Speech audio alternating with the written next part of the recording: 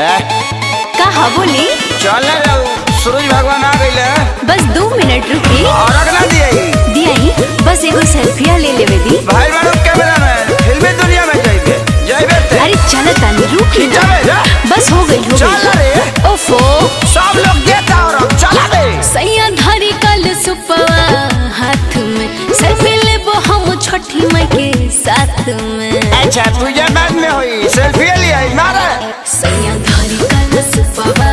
हाथ में सेल्फी लेबो हम छठी माई के साथ में। सेल्फी खींचत खींचत कदी हलू रातिया से दिन सेल्फी खींचत खींचत कदी हलू रातिया से दिन दया बका बया रख दे पूरे धनी फुट गइल देखा किरीन अब का बया रख दे पूरे धनी फुट गइल देखा किरीन। बोला बोला छठी मैया की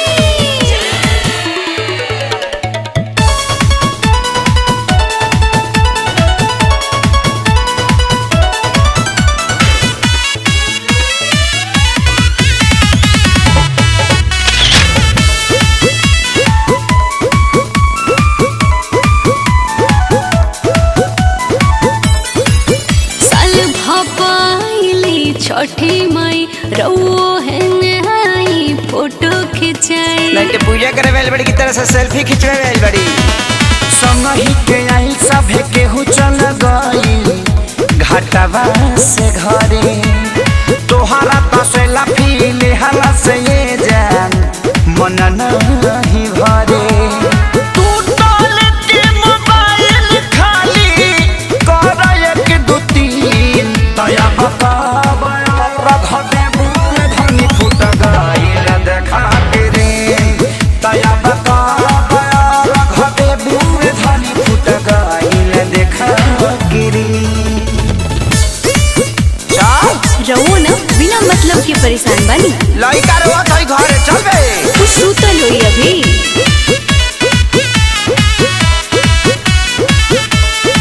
खेसारी माई के महिमा महान हो सोशल मीडिया पर करम हम बखान हो। अच्छा सोशल मीडिया पर ही पूजवा का हो इहो होई यादो राजा सोनू को हतारे तोहरा से बतियालमा फेसबुक व्हाट्सएप से गोरी हटाला अपन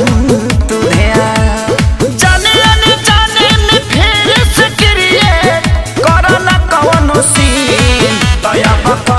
बया रख दे बूढ़ धनी फुट गइल देखा के रे दया बका बया रख दे बूढ़ धनी फुट गइल देखा के रे। चल जल्दी घरे रिक्शा रोत होई